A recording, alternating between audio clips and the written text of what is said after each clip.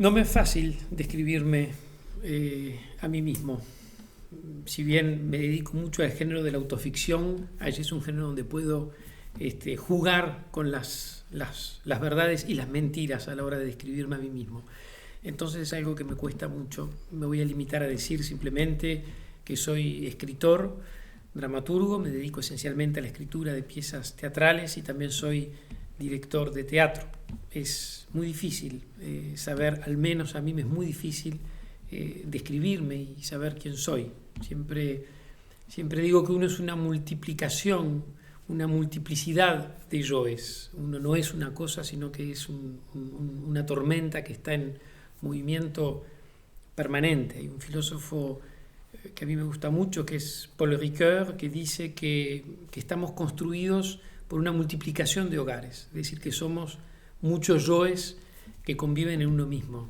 Así que por ese motivo me cuesta mucho saber quién soy. Yo diría que soy una cantidad de yoes que muchas veces están incluso en contradicción entre ellos. Sin lugar a dudas, el narrarse uno mismo permite que uno pueda reinventarse en cada nuevo relato. La puesta en palabras, nombrar, designar, decir, siempre tiene algo reparador. Hay un episodio muy revelador que es en el momento en que Sócrates está tomando la cicuta, uno de sus discípulos le dice a otro «Osaya satos», que en griego quiere decir «cuánto su palabra nos sanó». Sin lugar a dudas, la palabra es siempre sanadora. Poner palabras allí donde hay un dolor disminuye ese dolor. Y en particular en la autoficción, que es este género que yo practico, el decirme a mí mismo, el nombrarme, el contarme, el narrarme, el relatarme, permite, sin lugar a dudas, alivianar, sanar determinadas heridas.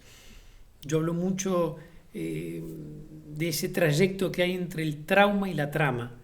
La autoficción en muchas ocasiones parte de un trauma, de una herida, de un dolor, de un vivido traumático, y de ese trauma va escribiendo, va nombrando y va logrando tramas. Hay una proximidad entre la palabra trauma y trama que me resulta muy, muy interesante. Y sin lugar a dudas, sí, contarse a uno mismo, relatarse a uno mismo, permite salir de esa zona del trauma para tramarse, para tramar esa historia en la que uno se va a proyectar. Lo híbrido me marca mucho, sin lugar a dudas, desde mi propio itinerario personal. Soy nacido en un país, vivo en otro, mi lengua materna es el español, mi lengua paterna, como yo le llamo, es el francés. Pertenezco a dos continentes, a dos culturas, a dos lenguas, a dos formas tan distintas de ver el mundo. Durante mucho tiempo lo padecí eso, no saber si era una cosa o si era la otra o si eran las dos. Hoy me gusta sentirme ese guión que une las dos cosas, lo uruguayo y lo francés. Y en ese sentido hablo de lo híbrido, de la hibridación. Elsa Morante, la escritora italiana, dice algo hermosísimo, dice la libertad y el placer de lo híbrido, el ser centauros, es decir, ser dos cosas en una misma forma, ¿no? Entonces lo híbrido siempre lo reivindico y siempre me acompaña. Y también en términos profesionales estoy marcado por lo híbrido, por pertenecer a esos dos mundos tan distintos como es el mundo de la academia y el mundo del arte.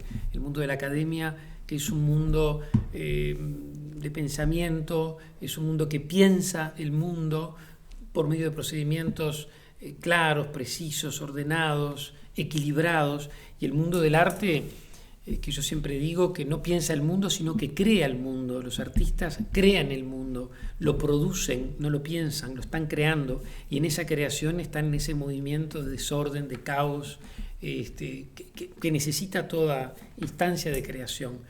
Y es un mundo que no responde a máximas de claridad y precisión, o de orden, de equilibrio. Entonces son dos mundos distintos y opuestos, y así como durante mucho tiempo padecía el no saber si pertenecía más al mundo académico o al mundo artístico, al igual que padecía el no saber si era uruguayo o francés, hoy en día disfruto la mezcla de esos dos mundos. Me gusta sentir que mi cuerpo, que mi historia, de la misma forma que es la unión de lo latinoamericano y de lo europeo, de lo uruguayo y de lo francés, también en mí se opera esa unión entre lo académico y lo artístico. Y sí, el saber se goza, pero se padece también. De la misma forma que la ignorancia es algo que se padece, que hay que combatirla bajo todas sus formas, pero que también tiene una zona de mucho placer.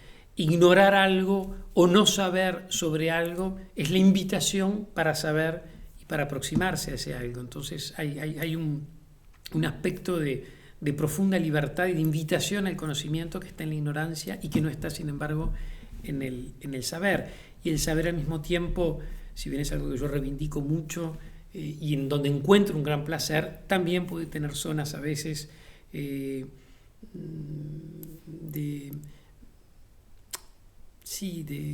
saber nos puede encerrar, nos puede cohibir, nos puede inhibir determinadas búsquedas.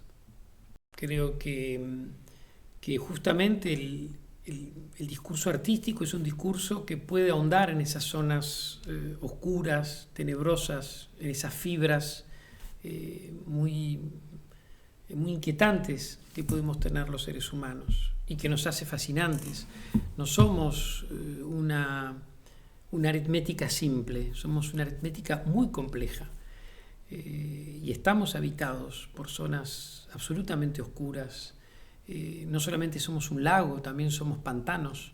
Y me parece justamente que el arte es un lugar en donde podemos adentrarnos, que nos permite adentrarnos a esas zonas oscuras. La pregunta formula algo muy interesante, la idea de la confesión.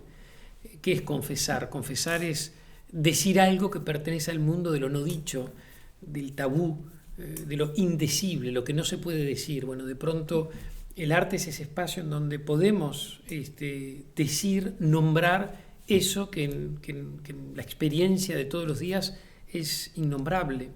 El ser humano es algo profundamente complejo y difícil de entender. Y la experiencia humana no se puede reducir a una ecuación simple. No somos algo en donde 2 y 2 son 4. Muchas veces 2 y 2 son 6 en la existencia humana más profunda. Tenemos, como decía Nietzsche, estamos habitados por monstruos también, y a veces esos monstruos, como va a decir Freud, nos van a dominar, nos van a incluso controlar. Entonces creo que el arte sí, sin lugar a dudas, al tocar esas fibras profundas e íntimas del humano, invita mucho y convoca mucho a la comunidad a enfrentarse a esos temas. Yo siempre digo que el teatro es el espejo oscuro en donde venimos a mirarnos. No es un lugar donde venimos a buscar una imagen que nos asegure o que nos reconforte sobre nosotros mismos, sino que a veces la imagen que vamos a tener de nosotros es profundamente oscura. Yo creo que cualquier persona que lee una página de Dostoyevsky o una obra de teatro de Chekhov, una narración de Faulkner o un poema de Mallarmé, se va a enfrentar a esas zonas oscuras que nos habitan. Bueno, sí, yo creo que en el horror, en el espanto, en lo ominoso, en lo oscuro, en lo tenebroso, puede haber belleza, sin lugar a dudas. Las flores del mal, diría Baudelaire. En el espanto puede haber belleza y mucha. Y creo que el arte justamente es un espacio que nos permite, es uno de los pocos lugares en donde el horror puede ser bello. Eso que es insoportable en la vida de todos los días, en el mundo real, sin embargo en el arte puede ser soportable. Este es un tema que siempre fue estudiado en las primeras poéticas del mundo grecolatino, ya se planteaban este tema, dónde están los límites del arte o qué nos puede permitir en términos artísticos soportar lo que es insoportable en la vida de todos los días. Entonces yo creo que sí, que aún en las cosas más terribles el arte puede encontrar belleza. Si encuentro belleza en el mundo hoy en día, sí, claro, muchísima belleza, porque el mundo no solamente es algo espantoso y horrible u horroroso, también tiene cosas tiene cosas hermosas. Entonces me parece que en el horror, sin lugar a dudas, pueden haber muchas flores. Y esa pregunta me resulta absolutamente fuera de lugar. Jamás en la historia de la humanidad una persona heterosexual ha sido discriminada, perseguida, humillada o maltratada por su opción sexual. No es lo mismo con los colectivos de la diversidad. Algunos datos. Es cierto que se ha avanzado mucho, es cierto que hay 30 países en el mundo en donde el matrimonio igualitario ya es un hecho. Pero hay un dato que es alarmante. 67 Estados miembros de la Organización de las Naciones Unidas siguen criminalizando la homosexualidad. Y en 10 de estos países las penas pueden ir de 10 años de prisión hasta la pena de muerte. Países como Pakistán, Afganistán, Irán, Sudán o Yemen. Quiere decir que todavía queda mucho por hacer y que por supuesto que tenemos que seguir en la pelea. Y en muchos países todavía se sigue pensando que es una enfermedad y que tiene cura la homosexualidad. Y pensemos en el colectivo de las personas transexuales, que es el colectivo más maltratado, destratado. Siguen apareciendo cadáveres de transexuales en las cunetas de varias carreteras por el mundo entero. Entonces, hemos adquirido derechos. Los derechos nunca son eternos, hay que estar controlándolos permanentemente, hay que estar defendiéndolos permanentemente. Y además la defensa y el orgullo también viene por allí. Cuando uno defiende la causa de los colectivos y de la diversidad, uno está defendiendo la libertad y el derecho a la diversidad. Hoy en día la pelea y empoderarse y la bandera de la diversidad es algo como la bandera de la ecología.